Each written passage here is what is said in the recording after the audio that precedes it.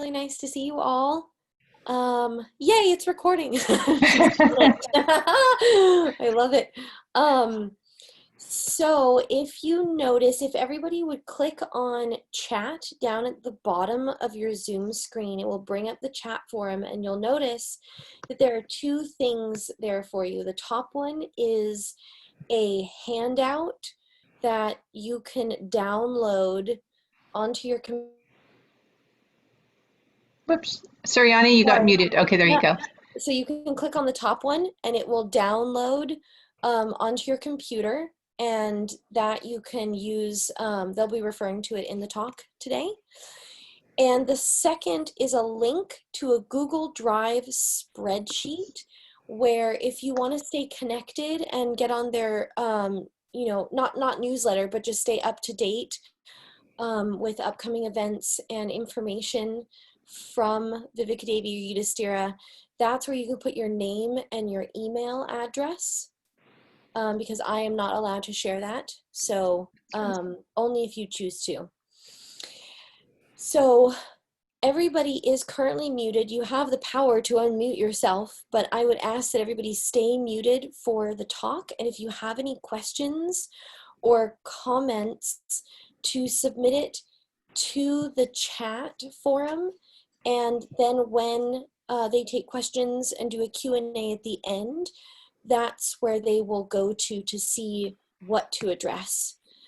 It just keeps it a lot cleaner and easier because there's quite a few people here now and even more showing up later.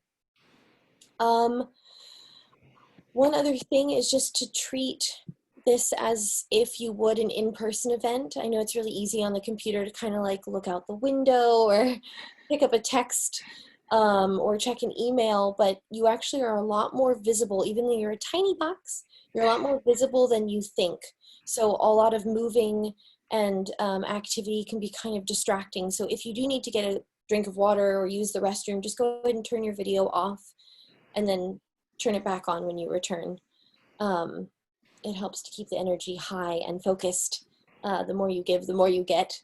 And it's really nice for both Viveka Devi and Yudhishthira to see people connecting with eyes in this new age of Zoom workshops. So that's it on my end. So Okay. you're all Beautiful. good to go. Thank you, dear soul.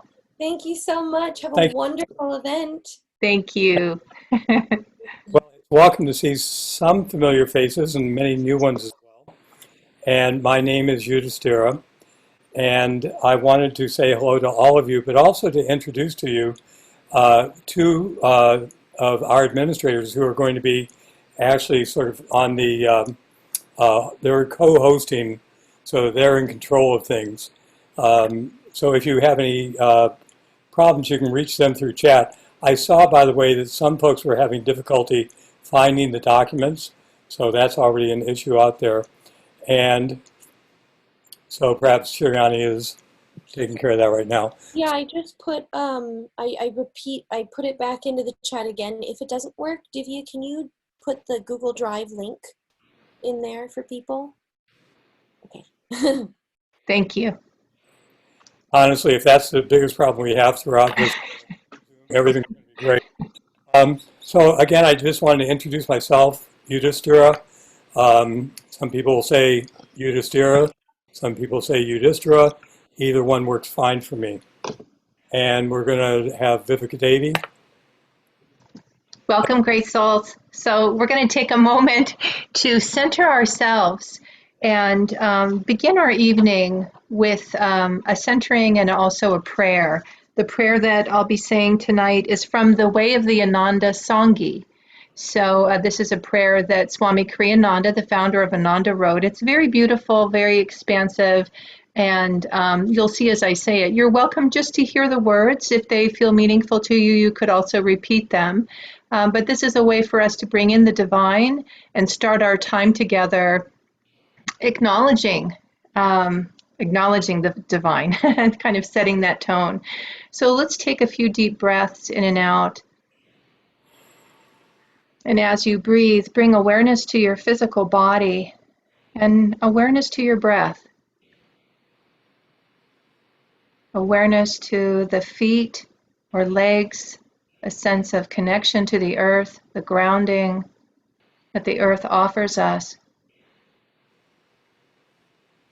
and also awareness of the heart center, a place of intuitive understanding.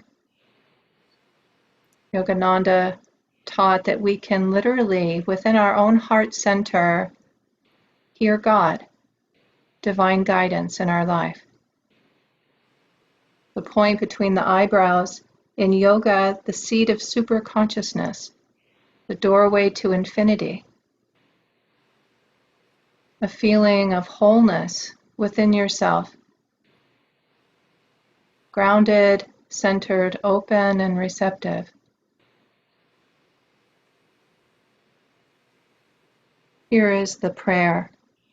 May the divine light awaken and purify our hearts and bring enlightenment to all beings. May the divine light awaken and purify our hearts and bring enlightenment to all beings. Om. Peace. Amen. Okay. So I just want to give you a very brief overview of this evening, so you have a sense of the structure for tonight of what we're doing. I feel like it's going to be power-packed. There's a lot to cover in a very short period of time. So one of the things that we'll do is be talking about the big picture of yoga and the 12 steps. What is it, right? So to give you a sense of what we're talking about when we're talking about that, and a little bit about our June program. So from there, we will read. We've taken the first 3 steps of the 12 steps to give you a sense of how we bring together yoga and the 12 steps. And then Yudhishthira and I will both share our personal story relating to those first 3 steps, which again just gives you a sense of yoga and the 12 steps and how that works. After we go through that, there will be an opportunity for Q&A. And to in the chat, if you get the document also provides the first 3 steps, the principle, the spiritual principle, the yoga philosophy, and that'll be an opportunity for you to ask questions about that or anything that we've shared tonight. That's the overview. Now, Vivek Devi and I we wanted to deliver what we're going to share with you in a way that makes sense for what it is that we are going to offer. And at this point, what I'd like to do is to begin reading to you the way in which we have brought together the individual steps of AA, along with the yoga principle. For some of you, you already know the yamas and niyamas, and join them or united them, bridged them with a particular principle. So we're going to go ahead and read through those 3 steps that we will be focusing on tonight. And I'll go ahead and share them. If you have the document available, you're welcome to follow along. And I'll go ahead and read through the first one, and then Vivek Devi can do the second, and I'll come back and do the third. So step 1 says this: we admitted we were powerless over our addiction, that our lives had become unmanageable. The spiritual principle that we tune into is about surrender. Surrender is about letting go, recognizing when individual effort, the unaided will, is incapable of producing desired change. This principle teaches us how to welcome the challenging gift of surrender, to acknowledge our limitations and open us to divine grace. The yoga philosophy, the yama that pairs up with this, is satya, and it is usually expressed in terms of, in English, as non-lying. Satya says that truthfulness is a necessary attitude for us if we would overcome our false notion about life.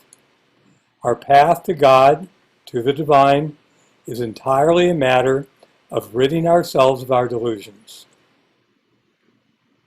Step 2, came to believe that a power greater than ourselves could restore us to sanity. The spiritual principle is restoration. Restoration reminds us that our essential nature is whole. The brokenness we feel is an illusion and not a true reflection of our soul. The yoga philosophy that aligns with this is brahmacharya, non-sensuality, literally flowing with the Supreme Spirit. The ideal behind this teaching is to live identified with the Spirit, realizing ourselves as the soul living through the body and no longer as the ego-centered embodied consciousness, living in such a way as to master our appetites and not allow ourselves to be mastered by them. Step 3, made a decision to turn our will and lives over to the care of God as we understood God. The spiritual principle is attunement. Attunement speaks to the power of aligning our personal willpower with divine guidance and grace. The niyama, the teaching of yoga philosophy about this, is Ishvara Pranidhana. In English, it comes out, at least it feels best to me, devotional self-offering. Ishvara Pranidhana says, true devotion is not a slavish attitude. It is merely an effort of the heart to lift itself up into that consciousness where divine love is felt and known. Blessed are the pure in heart, for they shall see God. And that's Matthew 5:8. Very nice. So one thing I want to say, in our June program, what we do is we take each step in this same way, where we list the step, and the step, you just mentioned Alcoholics Anonymous. The 12-step is for any 12-step program, so it's not limited by any means to AA. And then we look at the spiritual principle and we look at the yoga philosophy. The next two pieces that we add to that is the application of this in daily life and a home practice for yourself. So in the June program, we go into all of this in much more detail. There's a lecture component that we provide. We actually also provide the practice of yoga postures, gentle yoga, pranayama, and chanting. So we use the tools as we go through the course. And always the foundation for us is the step, the spiritual principle, the yoga philosophy, the application of this, and home practice. So there's group discussion and conversation, which tends to be very rich. It's often some of the most meaningful part. There's and the practice of the tools each class, and the classes are 3 hours. Yes, Yudhishthira? Well, there are also, while we are tonight focusing on these particular yamas or niyamas, these yoga philosophy starting points, there are many other realms of yoga philosophy that we also bring into the class that are supportive and complementary and really take us deeper into the understanding of both the principle, but also of the step itself and the yoga principle as well. Yeah, that's a very nice point. There's about 10 tools and practices specifically of yoga that we cover in the course and how it lines up with the 12, with the step and supports the step in living it. Okay, so our stories, and Yudhishthira, is that me first? We went through this. Am I the first? You are. Okay, I am. Okay, so let me just make sure I can see the time. That's important. Beautiful. Okay, everyone. So my name is Viveka Devi, and I'm the director of our Ananda Palo Alto Yoga Center here, and I'm one of the co-directors of our Ananda Bay Area School for Yoga and Meditation. And my husband James and I live in the Ananda Palo Alto community. So I came to this, the teaching, the practice, the sharing of yoga and the 12 steps from my own background with the 12 steps. I got sober, clean and sober, when I was at the age of 20. And I was deeply, and I got sober through the 12 steps, through AA primarily. I would say that this is not uncommon for anyone who has a 12-step background. I qualify for other programs as well. So I qualify for food addiction, compulsive eating. So I also have a background in Overeaters Anonymous. And I qualify for codependent. So the codependent program is sometimes can be addressed through Al-Anon, later became CODA, or codependence. My primary experience with the 12 steps was both AA and OA. So for me, I was just listening to a speaker recently, in the phrase that's used often is drug of choice. And this particular speaker said, really there was no choice involved. So, but what that means is what was a substance that you used? And for me, that was marijuana. That was primarily that. What I discovered in recovery is that alcohol was as much of a problem in my life as smoking pot was, but I didn't know that. I knew that I had a problem. I knew my life I didn't have the mastery of my life that I sensed I could have, and I had previously. So I had the experience with addiction. Some people fall into this category where one day I had the ability to choose and the next day I didn't.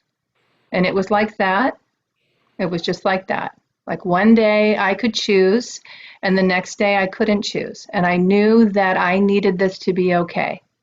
And I spent 2 years with that reality of not being able to choose and needing to use daily. The longest I could go was about 4 days. And yeah, what do you say about that? It was awful, is the understatement. And what happened for me is that I had actually, in yoga terminology, I had a superconscious dream. And in that dream, I was given the message that there was a small window of time in which I could turn my life around. And if I did, I'd be okay and I would be free of this. And if I didn't, I never would. And that never would was certainly this incarnation. I didn't have any sense of ongoing incarnations. I'd heard of it, but I definitely wasn't any part of my conscious reality. But I knew in this life, I had a very short window of time in which to turn my life around. So in the 12-step community where they talk about bottom, that was my bottom.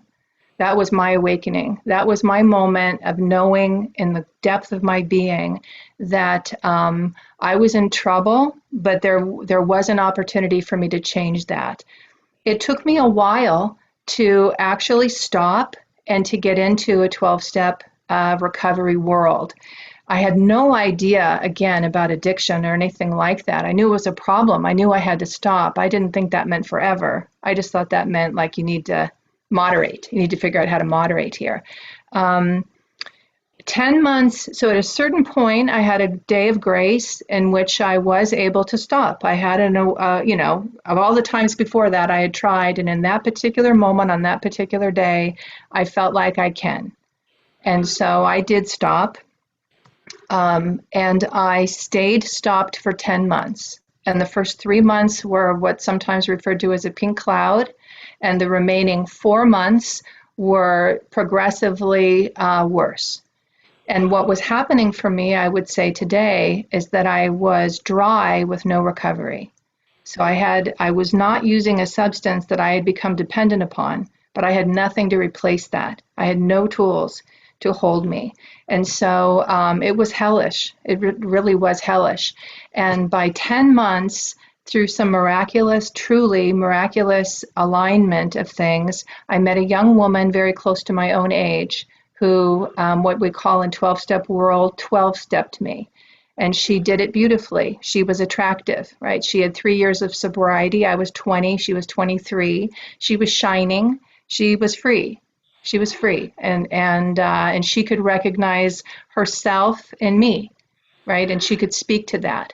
And so I had many, and it has continued to be true, many phases of surrender. What I've come to learn and experience about the principle of surrender is a lifelong practice.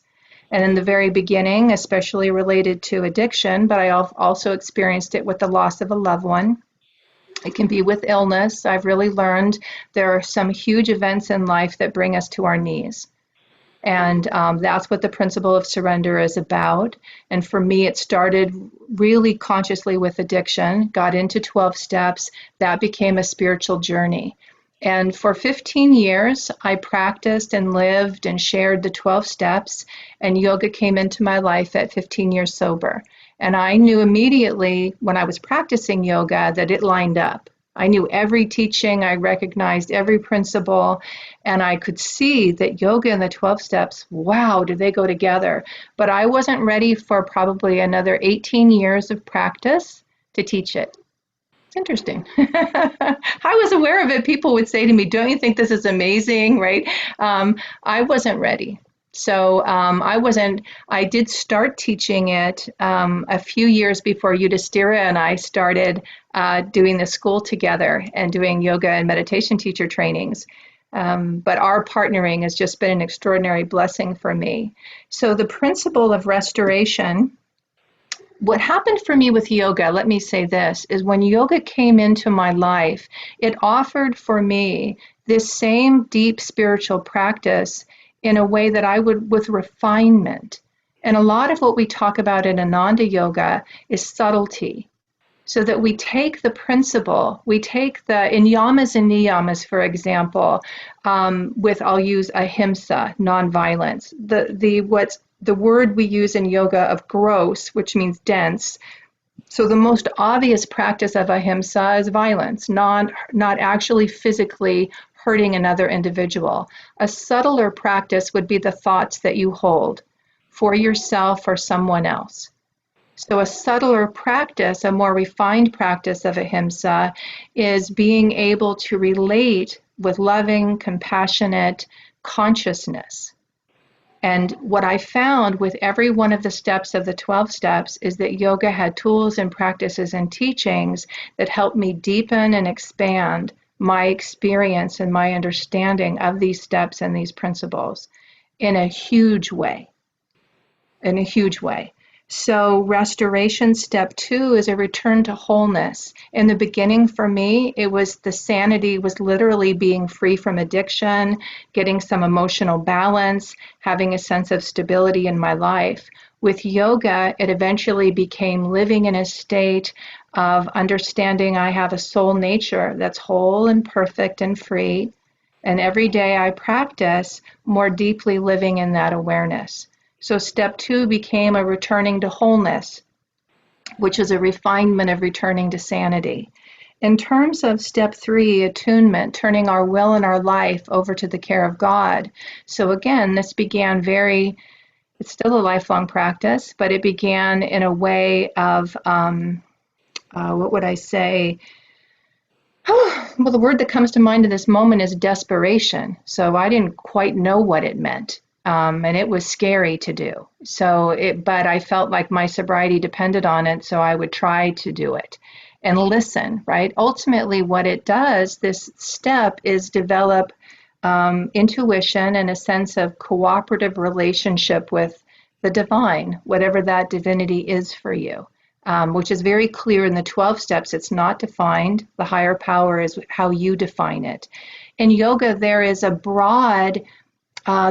a definition. So when I say yoga, I should say I'm talking about the yoga as presented by Paramahansa Yogananda and his direct disciple, Swami Kriyananda, the founder of Ananda.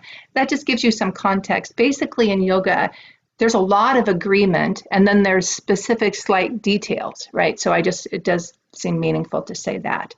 So the practice of the third step and attunement went from an early practice of trying to develop a conscious relationship of giving my day and my life to God. It felt, I don't have another word in this moment than kind of, not in a bad way, in a good way, earthbound. I mean, it just was super practical. And what it's evolved into is more of what we call flowing with the divine energy. So it's more secure in my life. It's more established in my life. It's still a daily practice. It's not perfected, but it's something that is more about my consciousness more than it is the daily things I do. I'm not figuring them out as much anymore. I have my work. There's lots of things that have been answered, right? I've been guided. I've gotten clear. So now it's more about how do I live in all of those things? How do I work with my consciousness, giving it to the divine and asking the divine to change it? Lift my consciousness, help me to see the world as you see the world. That's what a prayer I would say to God. So I think I'm done with my part of the story. I'm not sure in terms of time. I'll tell you what's funny. Is that when you and I were writing out the time, we started at 5:30 instead of 5. Oh my goodness, so we have more time. I was thinking, all of this is going so much faster than what Yudhisthira and we looked at it and we thought, oh my gosh, how are we possibly going to do any of this? That's a relief. So if there's anything else, please add it. Well, I think that, let's see, is there anything else? I think not in this moment. I think that gives you enough. It gives you a taste, right? Again, in the June program, it's not just our story that we share more of, but there's a depth in which we share a whole lot more of all of it. But I think that's good. I think that's enough. I can say more later if we have time. Thank you, Davy. I have found through the years that I am very selective about where and to whom and when I tell my story. And it's because my story can become a distraction. And I say that because of the fact that there is a lot of depth and drama to what brought me to where we are doing this today.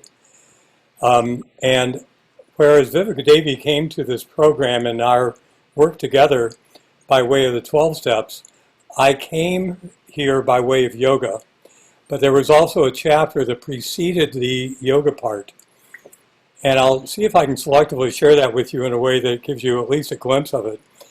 And to say that my use of drugs and alcohol began about 15.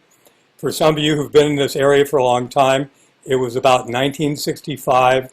It was the San Francisco Bay Area. All I can say is that the drugs that were there were great drugs, and they were extremely attractive to me to a degree that I didn't even have a sense of wanting to say no. Mm. I never had a sense of even thinking, because, and this is perhaps important in a moment, that experience of having that in my life seemed so much more interesting and attractive than what the rest of my life looked like. And so from the time I was about 15 until the time I was about, I want to say 38 years old, there were periods of time, short periods, 6 months at one time. That was a bet that I could go without drinking for 6 months. And a year at another time, maybe in fact even a couple of year-long stints when I was clean and sober. It wasn't really that I had gotten over the addiction. It's only that I was not using during that time. But for most of that time, my use of drugs and alcohol accelerated. And eventually I went to the University of California. I entered into a science-based program, eventually getting into a PhD chem program or biochem program. And so I had a lot of tools at my control. And at that point, the problem in my life appeared to be not that I was using drugs, but I did not have an adequate supply of drugs. Mm. And, some of you may have been there. So, at that point, I realized, hey, I have a laboratory at my disposal 24 hours a day. And all the chemicals. And so I began to explore what it would be like to manufacture my own. That seemed like the correct answer at the time. Obviously, everything else around me was disintegrating. I had 3 small children. I was a single parent. I was in graduate school. And yet, you know, what ended up happening is that that pursuit ended up eclipsing all the rest of my life. And eventually, you know, I've not used the word karma or reincarnation now. That may have some reference or some bearing for some of you. Only to say that when I look back on that period, what I see is my karma being played out. That I needed to go through that and come out the other side alive in this lifetime to finish the karma that I was working through. And again, in our course, we go through this in much greater depth. But to say that by the time 1988 rolled around, I had been hospitalized with congestive cardiomyopathy. I had been offered a heart and lung transplant at Stanford. I ended up refusing that because I, in the back of my mind, felt sure that something would happen that I would get better. And in 1988, I also got arrested. And during the time before my actual trial, I definitely reduced the amount of drugs and alcohol I was using. During that time, an interesting thing occurred. I was in bed at home, and a week went by without ever having touched any of the stimulants or any of the or any marijuana or any alcohol. They were all there, but I realized a week had gone by and I had not used them. And at that point, I realized something had happened. And at this point, I recognized that as simply an act of grace, or as my karma having been spent. Now, the fact that I was no longer accumulating that karma didn't mean I did not have to deal with the karma that I already had accumulated. And so I ended up, as it went, I went on. I had to go to the judge. I let the judge decide what would happen. And I ended up spending almost 3 years in the state prison. I will tell you it was the best, most productive 3 years of my life to that time. And those 3 years allowed me to find some things out. Now, in looking back, I realized that in order for me to begin to find my true self, to come to a recognition of who I was, not the personality, not the person who was addicted, not the person who had behaved badly, not the person who had broken laws. But in order to come back to that realization, it took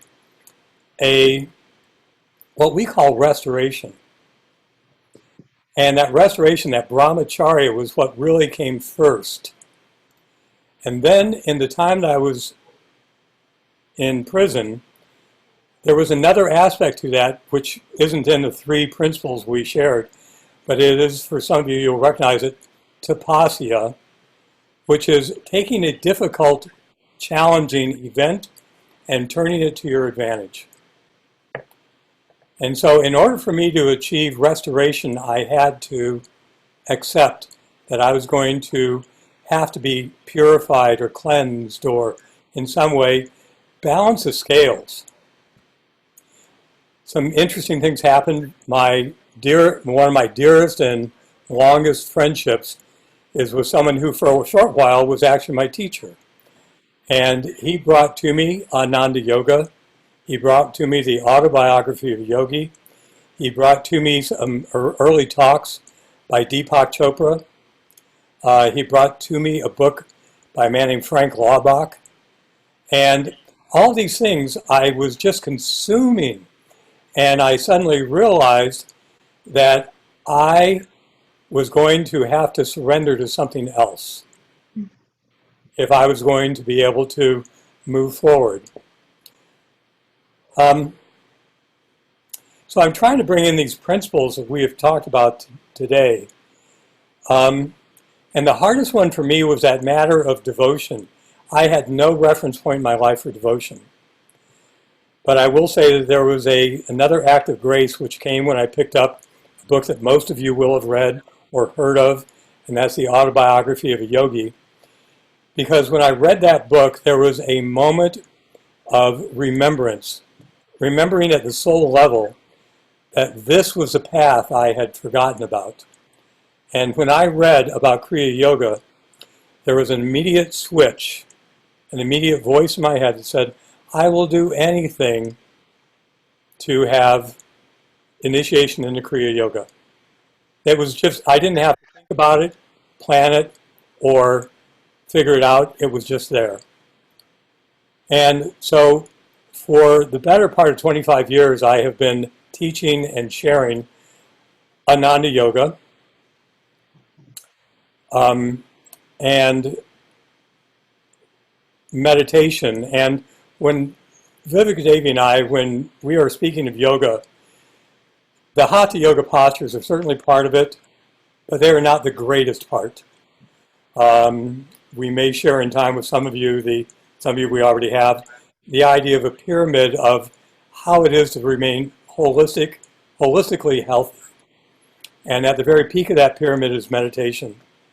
And in that practice, all of the other practices of yoga, all the 12 steps will be found to be true there. All the very principles of restoration and surrender and attunement are found within that practice of yoga and meditation. So I think that, I don't know where we are in time. I think it's good. I think that was perfect. And we can move into, go ahead. No, I think that's a good ending point for right now. And so Vivek Devi, you. Yeah. So one of the things that we'd like to do is and some of you may have already been doing this, which is to, in the chat box with Divya and Janice, asking questions. So it can be questions about anything Yudhisthira and I shared, our personal journey. You're welcome to ask us a question about that. Anything about the principles, anything about the yoga philosophy, anything about the June program. You can share if you've been, some of you have been through the program. If you want to say something about that, you just, tell Janice and Divya, they'll let us know. They'll just begin now to read to us any questions or comments that you've submitted. And so we can engage as a group about this. And then, there's so much to share that there's a whole lot more we can say, but I think we'd both like to open this space to hear from you. Yeah, I actually would like to share one other piece, which I think is important here. About 10 years ago, a friend who I knew from common teaching, I was teaching yoga in a gym, and he said, hey, I know this place that's looking for a yoga teacher. Are you interested? And that place is called the Camp Recovery Center in Scotts Valley. And I began teaching in the recovery community to people who were in residential drug and alcohol recovery.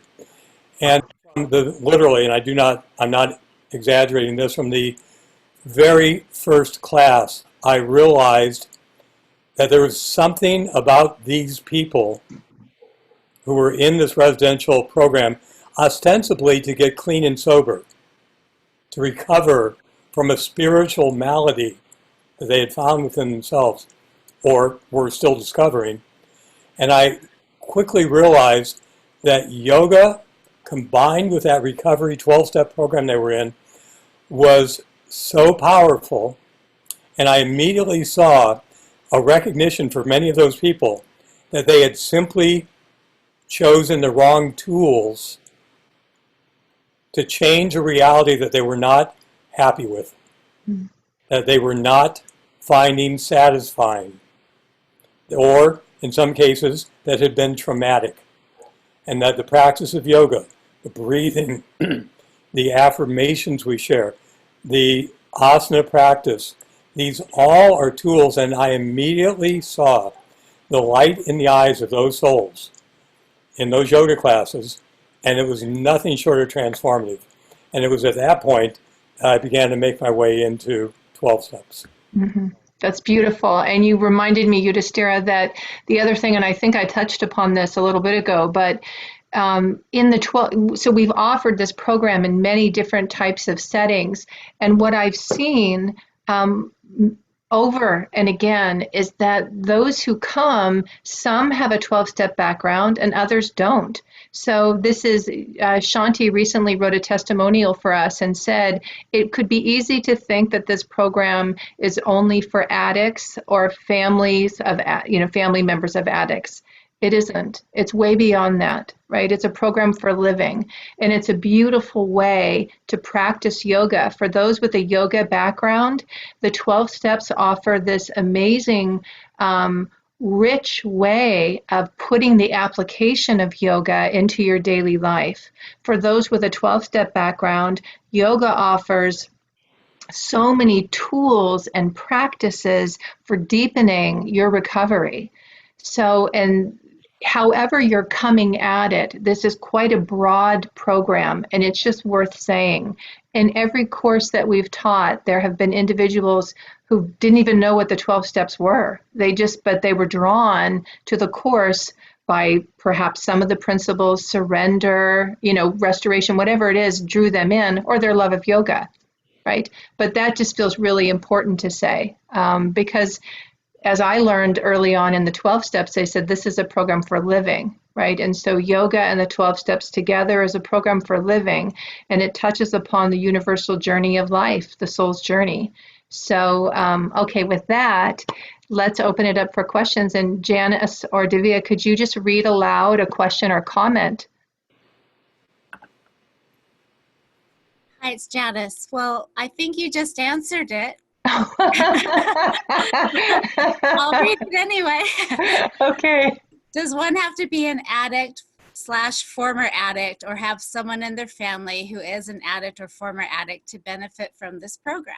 Yeah. Isn't that interesting how that came in? Yeah, not at all.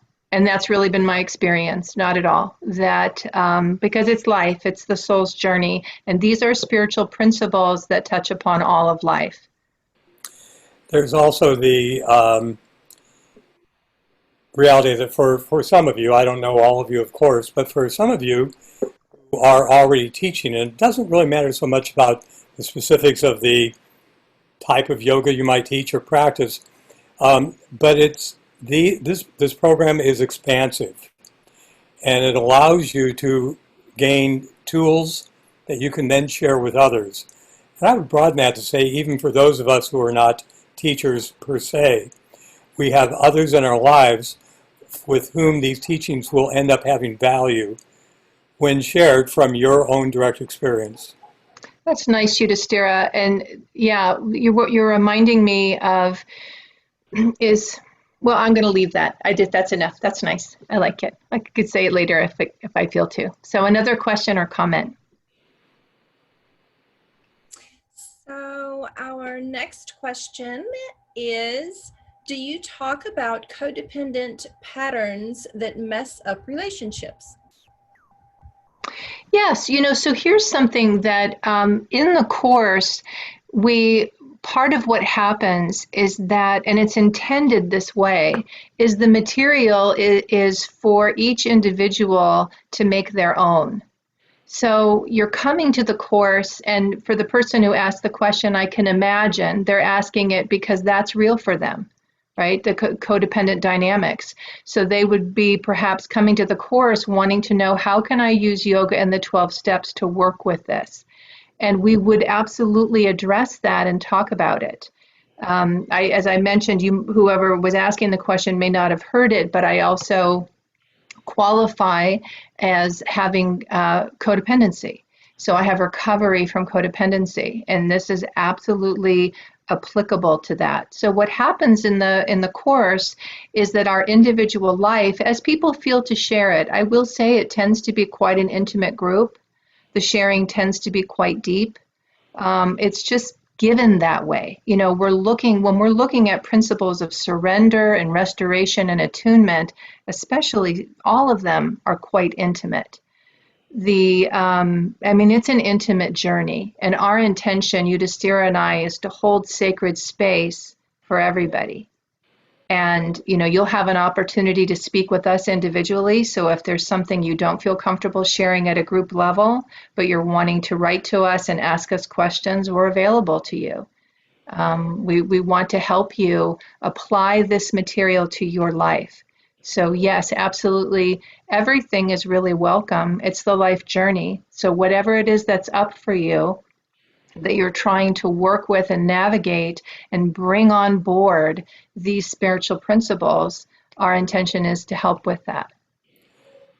There's something along to that same question, and that is that one of the things that we address by covering the spectrum of yoga, or of the 12 steps of the principles of yoga and the teachings of yoga and the principles that we combine them through, is that addiction,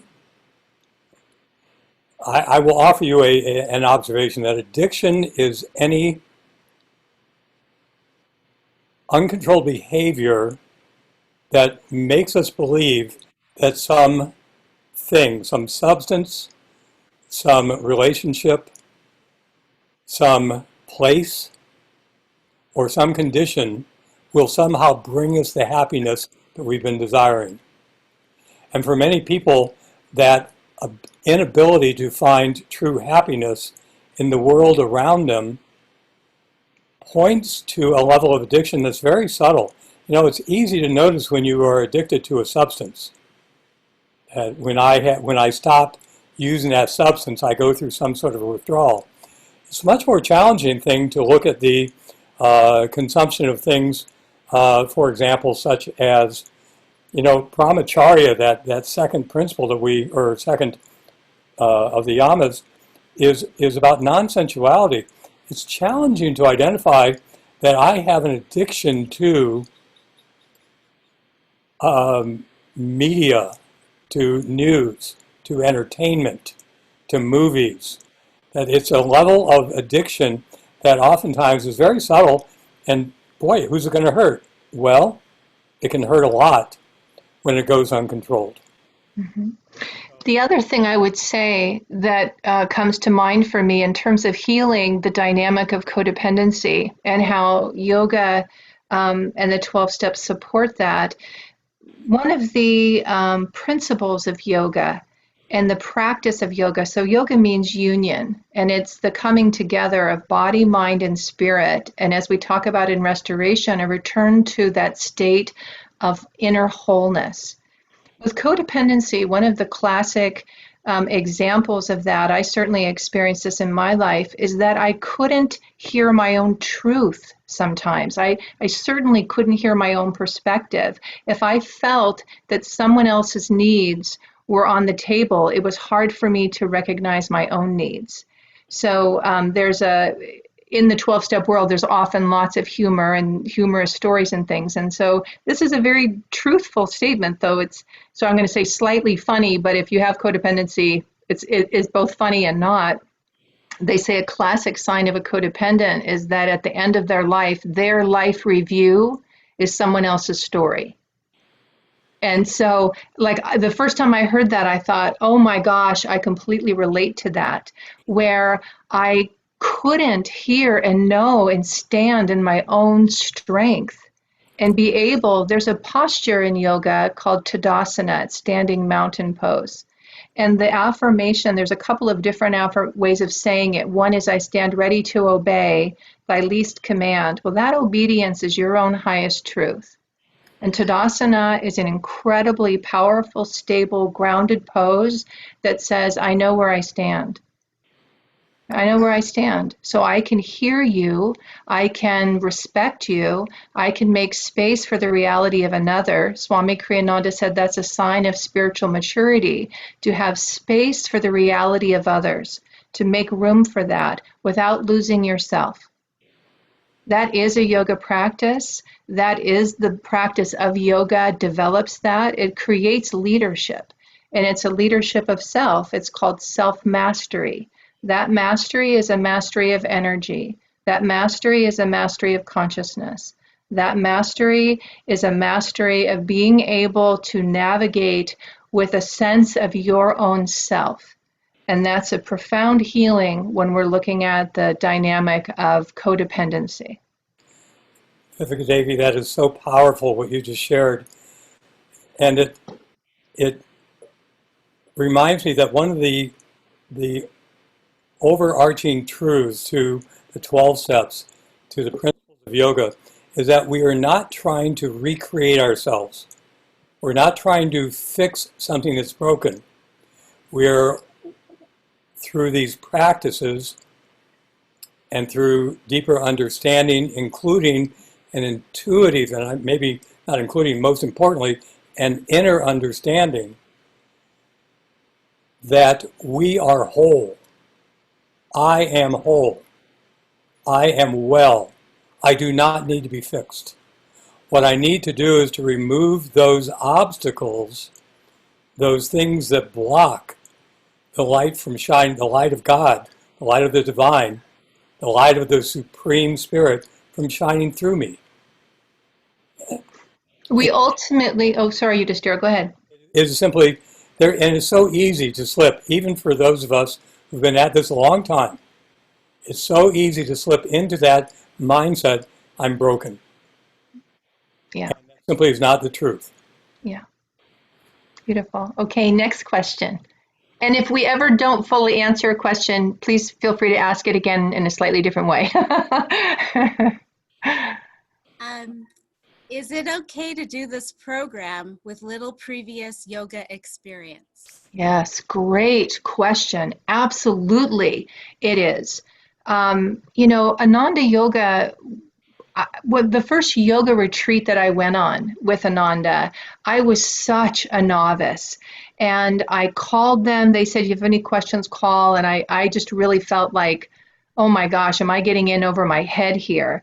Ananda Yoga, and they said, no, it's perfectly fine. And I just wanted them to really understand. I've been to one class and I bombed, right? That was my experience. I'm like, just so you know, really, I'm really a novice. And it's absolutely a beautiful practice. You can walk right in, never have any experience, and be perfectly fine.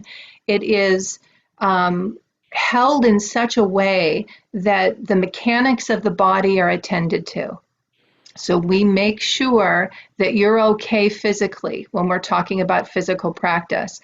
And there's all kinds of modifications for every pose. The poses are energetic.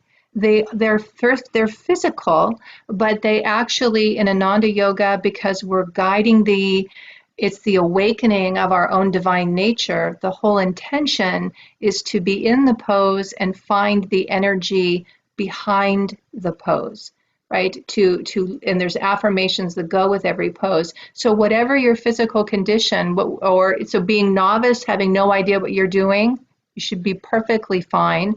Again, we welcome any questions ahead of time, so you can reach out to us. And then any physical challenges or just things that you need to have taken care of, we'll address that. So there'll be a medical questionnaire just for us to kind of know where you're at and how we can modify for you. Every pose can be modified, and I modify the poses. So in a way, it's kind of beautiful to come in fresh and not have any experience, nothing you have to shed. You could just be like, okay, here we go. Yeah. Whenever I'm teaching, at the recovery center, I've gotten so accustomed to the fact that every time I teach a class, and again, this is not limited to the recovery program, but oftentimes people will walk into a yoga class and say, I'm not sure I can do this, I've never done yoga before, or I was in a yoga class, I love the Viveka Devi's term, I bombed. I did. People get this idea in their head that they can't do yoga, or they're not, I love this one, I'm not good at yoga. Yeah. We call it a practice for a reason. And yes, it is indeed a mental construct that simply is not true. Yeah. And one of the beautiful qualities of Ananda Yoga is that it is so powerful and deep and malleable. it can be shaped to fit any body, quite literally. Yeah, quite literally. Yeah, beautiful, great question. Okay, next question or comment. Can you please speak to the addiction to addictive thought patterns? Yeah. That's- Do you want me to start, Judas, or do you want to start? I'll go first, you go second, because you'll probably be able to fill in the blanks. The When we begin the practice of yoga, we find that we approach it's a perfect question, by the way, and it is one that is not unique to whoever asked it. And the tendency of the mind is to say, my mind is more active than other people's. And that simply is not, it simply isn't true. We all deal with this basically the same issue. And that pattern of negative thinking is simply a pattern that says that I am with the thoughts in my head rather than watching the thoughts in my head. And it's almost like there are two minds. In fact, I would say there are two minds. Mm-hmm. And we have so many tools to begin to deal successfully with this challenge, again, which is universal. Whoever asked the question, I would not take that personally because it is not a personal condition. If anything, it is more universal. And that as we begin to work with the practices of yoga, Viveka Devi mentioned affirmation.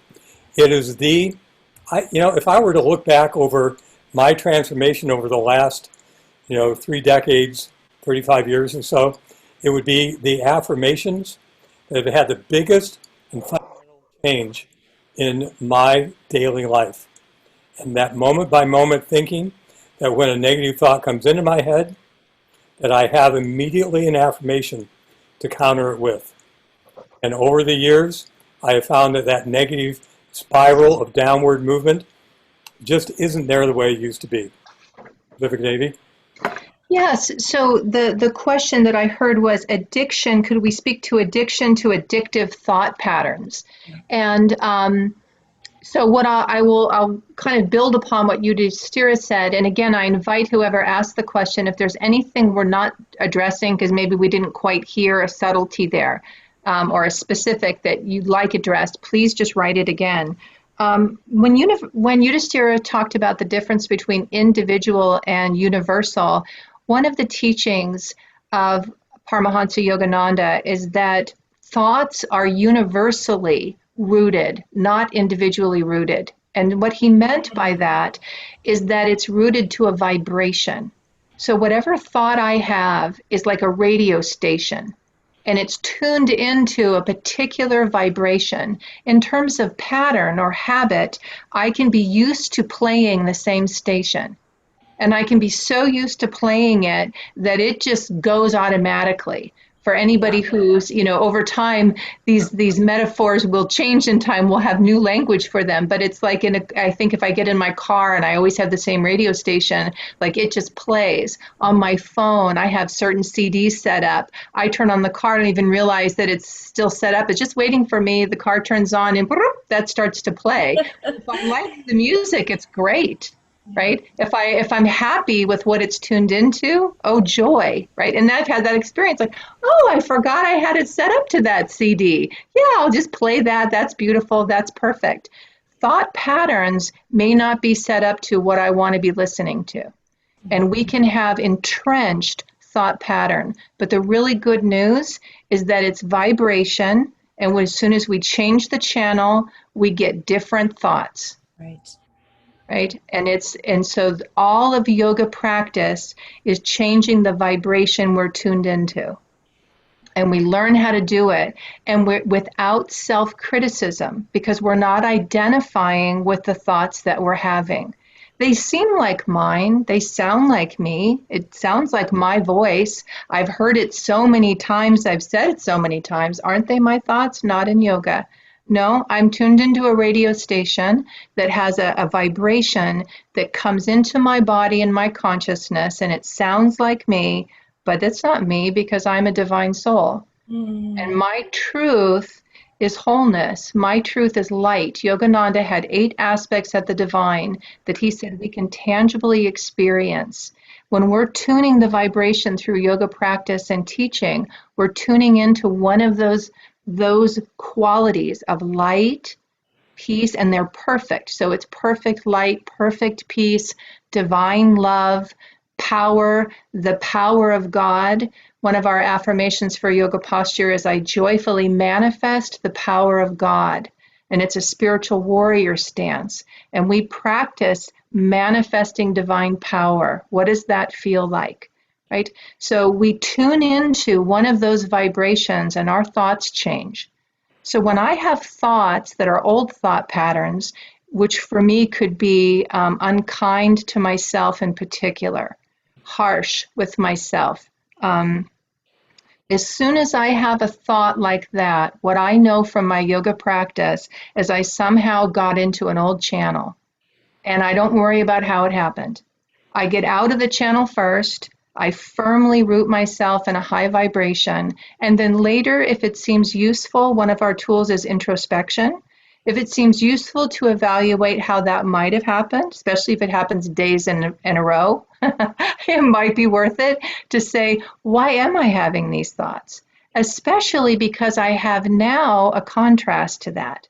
When I started in recovery, and we would say the serenity prayer, so for those who don't know it, grant me the serenity, God, grant me the serenity to accept the things I cannot change, the courage to change the things I can, and the wisdom to know the difference.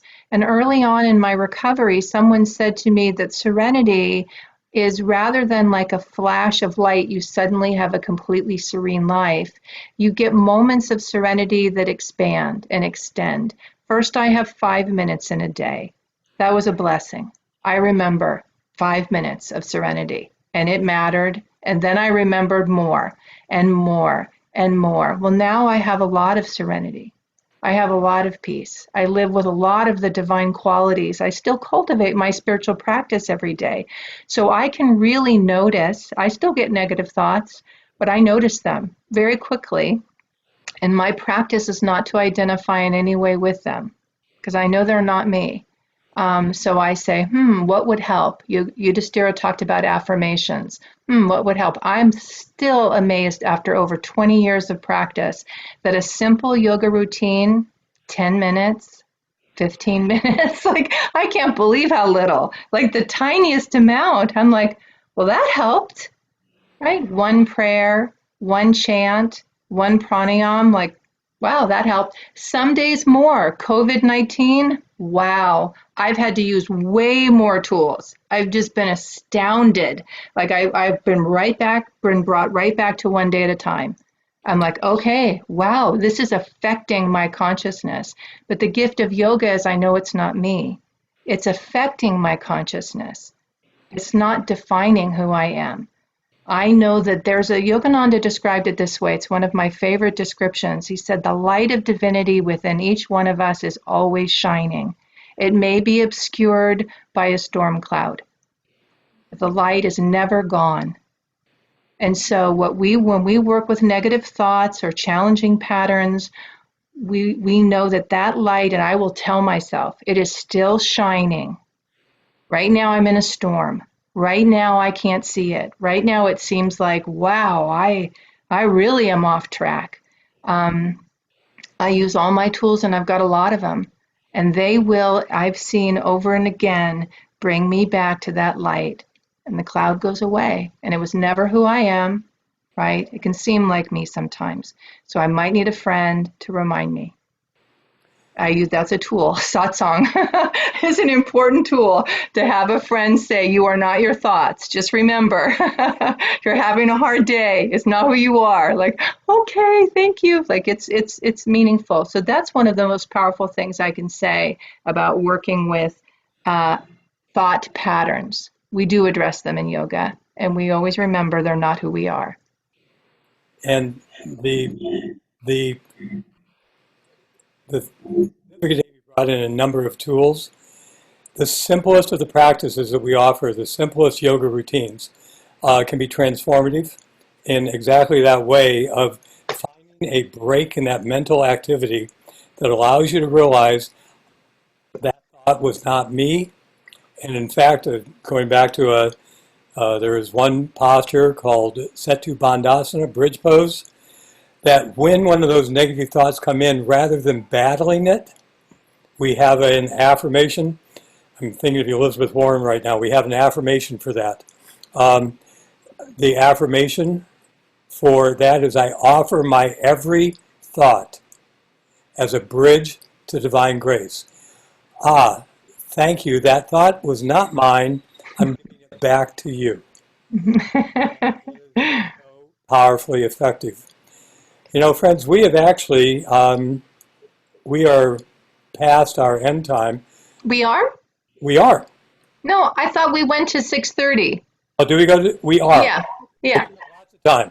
Thank you. This is why we have assistants. Lord help us. So, We got time. Good news. Okay, next question. James, would you like to speak about surrender? Thank you for allowing me to speak. I realized I didn't know the format, so I was wanting to talk while others were asking questions, and I couldn't formulate a simple question. Sure. So I wanted to talk about the concept of surrender because I understand that it is there's a fundamental importance to it, and I wanted to talk a little bit about my struggles doing it. And I think any male, baby boomer male in America was taught to never retreat, never surrender.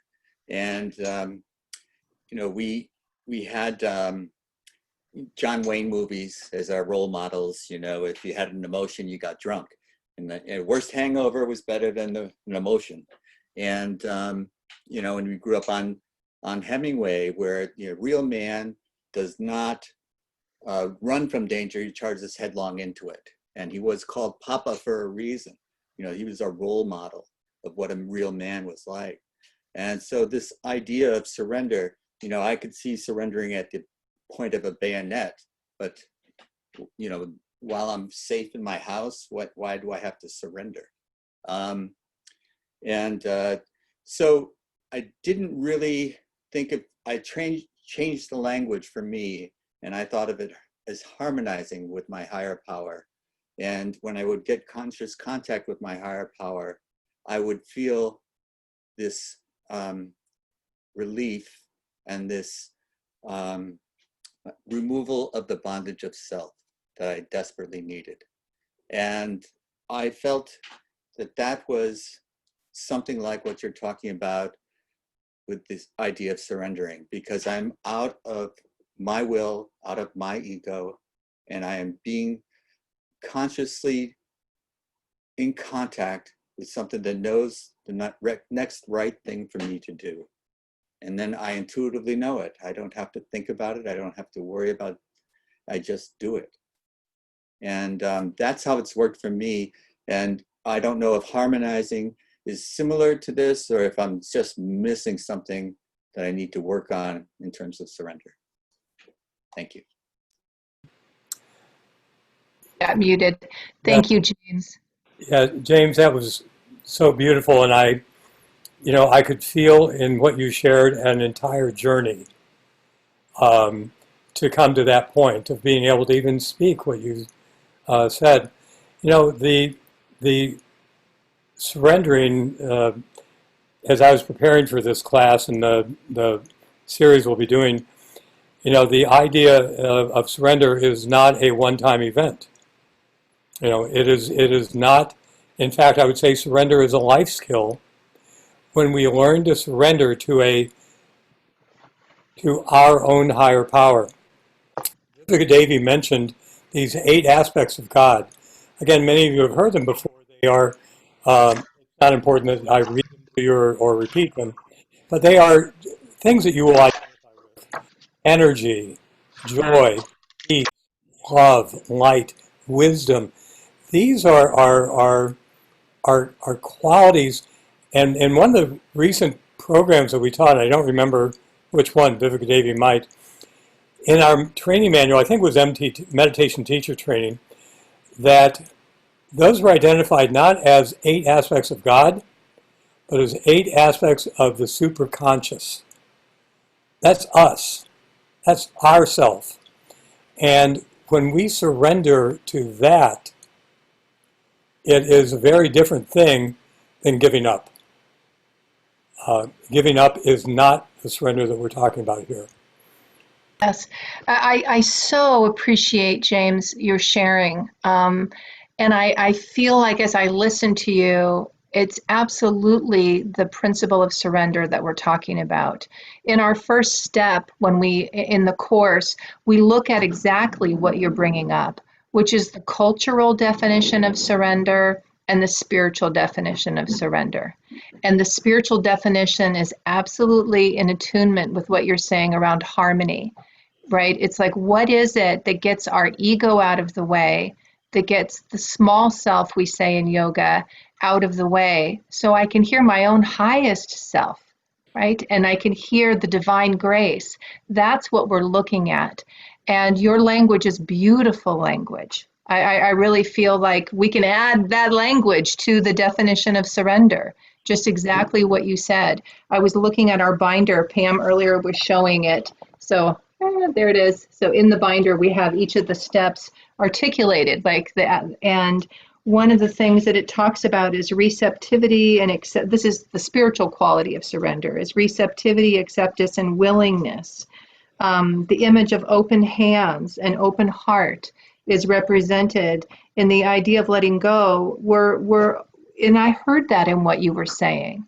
So, language is important. I really want to acknowledge that. It's very, very important that we find wording that we can stand in. And that brings us back to Tadasana. I stand, I know where I stand. So it's beautiful to me that you ask the question, like, here's my relationship with surrender. Here's how I practice it. Here's my cultural background that I'm coming from. Right. And because of that, here's how I've needed to shape it and work with it. And it's completely authentic and beautiful and perfect. And I truly can imagine other people, perhaps in this group, but, benefiting from hearing it that way and saying, yes, now that I can stand behind. Everything you said to me is the spiritual principle of surrender. And James, one of the things that you pointed to, which I want to point everyone towards, is that while surrender may begin in the mind as a thought process that this thing, the situation I'm dealing with, is more than I can manage. How do I deal with it? Surrender ultimately works its way down from the head down to the heart. And in that movement to the heart center, something is changed. And that is that there is an intuitive quality to surrender. Because surrendering requires a faith that our prayers are heard. Surrendering requires a faith that our needs will be met. That there is a surrender to this greater self than that endless, monotonous, ceaseless voice that wants to appear in my head. Mm-hmm. And that surrender ultimately is of the heart. It is not simply a matter of ending the thoughts. It is about something deeper and greater. And again, you said it beautifully, James. Yeah, thank you, great soul. Yes. Other questions or comments?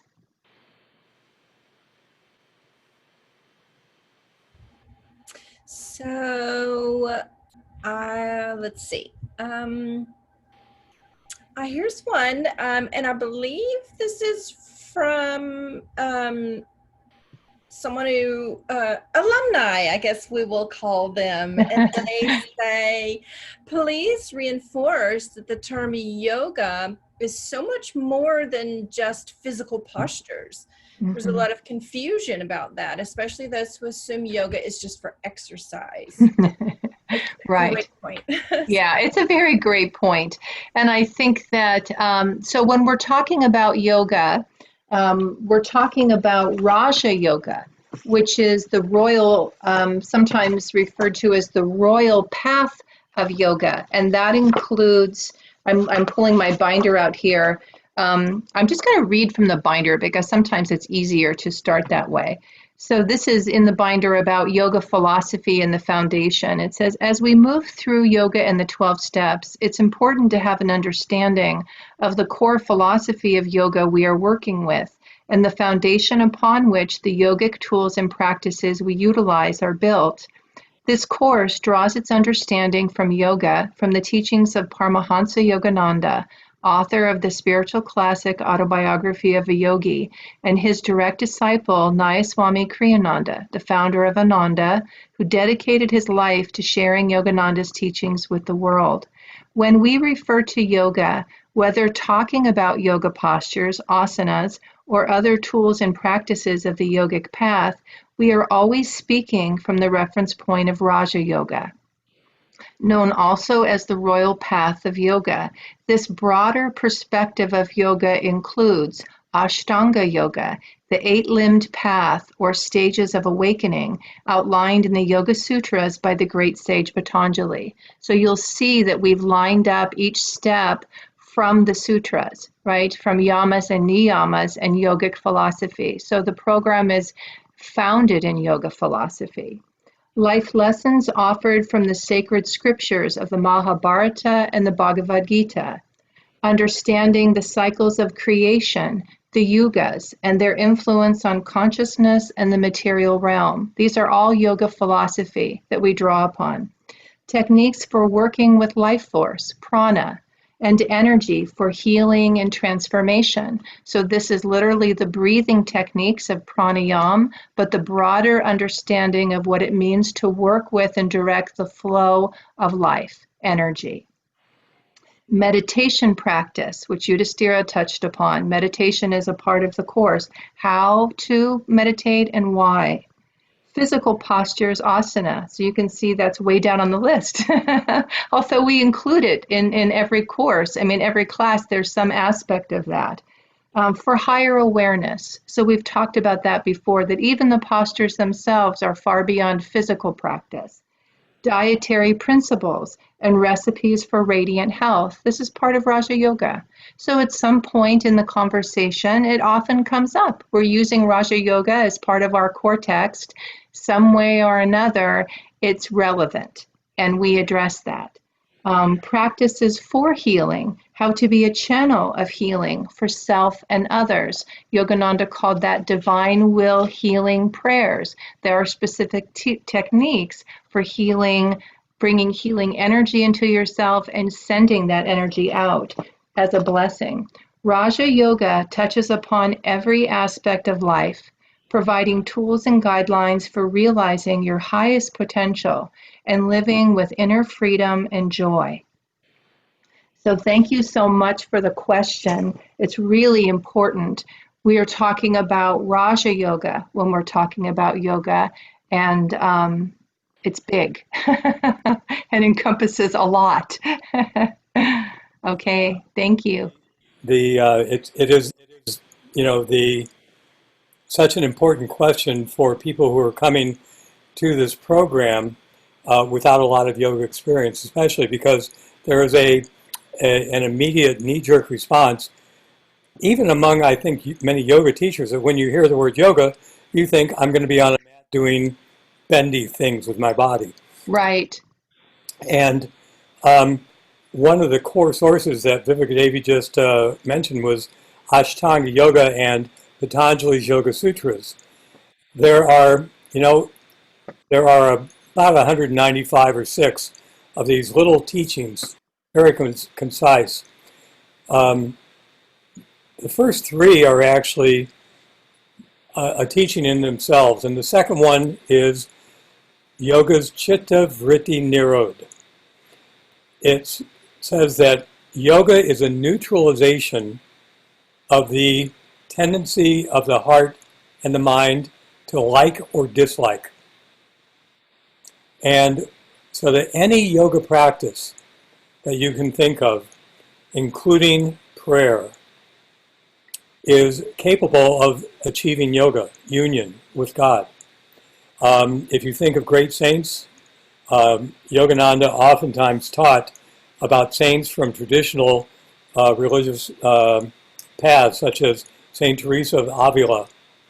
And she was a yogi by any yoga standard. And she never read a book on yoga, never probably uttered the word yoga, and yet she achieved, through the practices that she had to her at hand, she achieved union with the divine. And so it's helpful to understand that yoga will be any of these practices, Raja Yoga includes them all, that allows us to find union between what seems to be a sense of I'm separate from my source, I'm separate from the divine spirit, and through these practices, I am one with the Supreme Spirit. And that is the journey of yoga right there.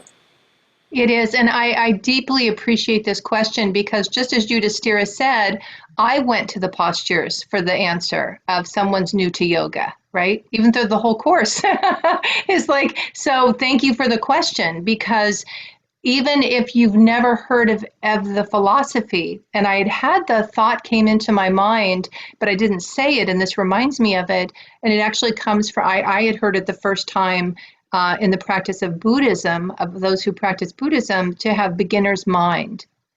And, you know, this practice of being, so really it's a lifelong practice. And no matter how familiar one is, I was in a class one time where an Ananda class on the Gita, the Bhagavad Gita, the scripture I mentioned. And the question was, who here feels that they have I forget how they asked it, but, you know, a comprehensive understanding of the Bhagavad Gita and how to apply that in their life. And, you know, and I was in the room with people who've practiced this for decades, right?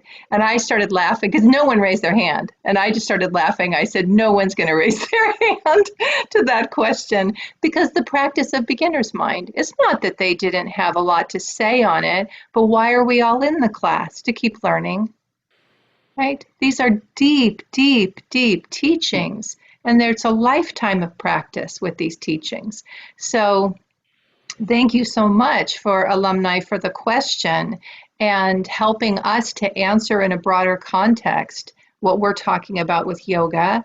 And no matter where you are in it, there's a place, right, that it's just perfect. You just come in right where you are, and whatever's ready for the soul to receive, that's what's been my experience. It receives that treasure. Like, oh, okay, that's what I was ready for today. Read it many times today, a new insight. Thank you. Beautiful. Any other questions or comments? I wanted to say one more thing about that, Vivekananda. Sure. You know, we have been involved, and some of you have been part of this. We have been involved in, both as students and instructors, of many different yoga classes, many different trainings. And, you know, I think every training we go into, whether it's yoga teacher training, meditation teacher training, holistic health, yoga in 12 steps, I always get the feeling like, well, in this course, we can give everything. We can do it all. We can share everything that there is that we have to share. And yet somehow it's much more it's a much more changeable thing, because there are so many sides to it. One of the beautiful things about yoga is that, you know, it's worth mentioning that the 12 steps, at least the first time through, are linear. You start at one point, you end up at the end, and you don't go on until you finish. Yoga has countless doorways through which you can enter, and by perfecting any one, or along the way to perfecting any one technique, any one teaching, any one practice, that you will find your way, weaving your way through every other teaching, every other practice. And so anyway, that's that. That's nice. That's beautiful. Okay, few minutes more. Anyone, were there any other questions or comments we didn't get to? I don't know if we'll be able to get to them all, but we'll do our best. Yeah, this one's interesting. Studies show that neuroplasticity can be enhanced by verbally chanting while participating in a physical or choreographed activity. How does this help recovery? What a beautiful question. You know, I feel like the person who wrote it probably can speak to that better than I can. I will say that the field of neuroplasticity as a yoga teacher has just been extraordinary. One of our physicians in Ananda, we have quite a few physicians. We have kind of a main physician who is always sending us the most up-to-date information. And so he focuses on the brain, and he focuses on so he was the first place that I heard about neuroplasticity. For those who aren't familiar with it, what it means is the brain is changeable. So what used to be believed that whatever mental state the brain is in, we only had a certain number of brain cells, and that at a certain point those cells started to go away, and your brain just diminished over time. It didn't improve. And neuroplasticity has proven that to be incorrect, and it actually lines up with yoga teachings that there is so much we can do with the brain, increasing the brain cells, drawing them, so when there's brain injuries, there's so much more that can happen. So Janice, and so this is talking about the bringing together of chanting. Will you just read that again one more time? You're muted, Janice. Oh. Thank you. Sorry. Studies show that neuroplasticity can be enhanced by verbally chanting while participating in a physical activity. How does this help recovery? Yeah. Can I? Sure. The question is specific to chanting, and I believe movement is that's what I keep hearing. Mm-hmm. And, what I would say is that it points to one of the most dynamic aspects of Ananda Yoga, is that combination of physical posture combined with the spoken word in the mind is one of the most powerful combinations for changing mental activity. And it is such an interesting thing. It's as if we have a certain capacity to be filled, or as if we have two tanks in our mind. And as one tank is emptied, the other tank can be filled. And as we begin to move through the practice of Ananda Yoga, we find that the tank of addictive behavior, and you can look at all the different aspects of addictive behavior, that tank is draining, while the tank of self-realization is filling up. And so in terms of that, I think it's true that chanting with movement would certainly work. Mm-hmm. So I also think that there are other ways to combine those things together. I feel like, and I love that answer, Yudhishthira. I feel like probably I need to be, and this is where it's easier in a class because you can have a little bit more dialogue, to know a little bit more in terms of the question of, how does this support recovery? I keep coming back to, in terms of neuroplasticity, one of the things that Dr. Peter says, he's the physician that educates much of Ananda. He just shares tons and tons of studies, and the most current with yoga and meditation in the brain. And what his classic statement when giving a class is, who would you like to be 6 months from now? And really what he's saying is what we have used to think is fixed and frozen, those patterns, those ways of relating to life, how we're thinking, what can be fixed seemingly in the brain is actually very, very changeable. And the brain will, in fact, respond to any activity that we do, any thought that we repeat. So, chanting, affirmation, prayer, yoga postures, eating, what you eat, how you relate to your environment, all of these things will change the brain, and they see it in brain scans. So, in terms of recovery, it's, I mean, to me, neuroplasticity is the game changer truth that what seemed to be fixed in terms of how we were relating to life is not fixed. It is not a fixed reality. And there is, so that's my closest that I can answer the question. But again, I feel like that's my closest first attempt. I'm happy to talk with whomever asked it. If there's more that they would like to know, do my best to answer it. Yeah. There is one more dimension to that, and I would point all of you who are interested, if you go to YouTube and type in Dr. Peter Van Houten, that you will find a number of excellent talks that involve neuroplasticity Yeah. and yoga, and that one of the ways in which neuroplasticity is effective for us is in terms of mirroring. We know about mirror neurons, that if you are approaching someone and that person smiles, you are going to almost always smile back.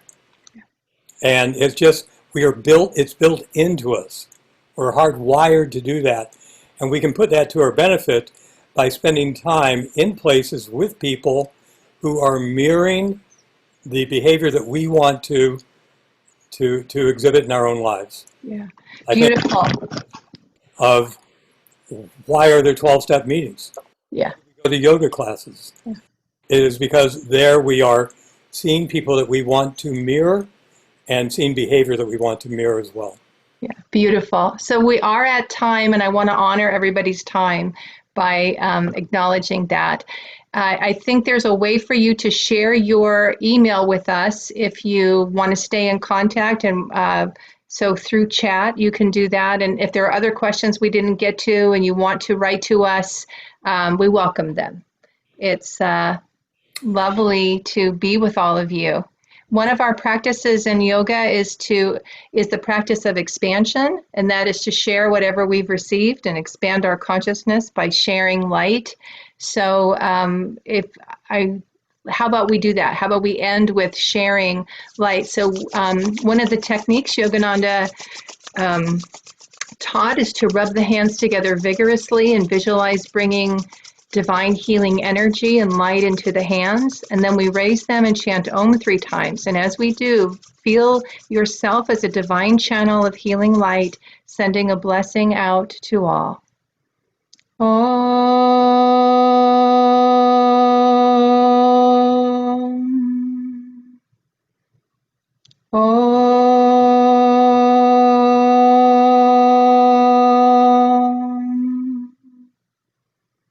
Om.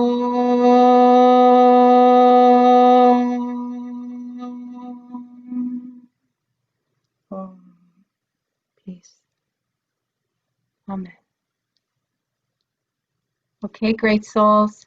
Thank you so much for joining us tonight. Really wonderful to be with you. Mwah. Much love to all of you. Take good care. Yeah, many, many, many blessings.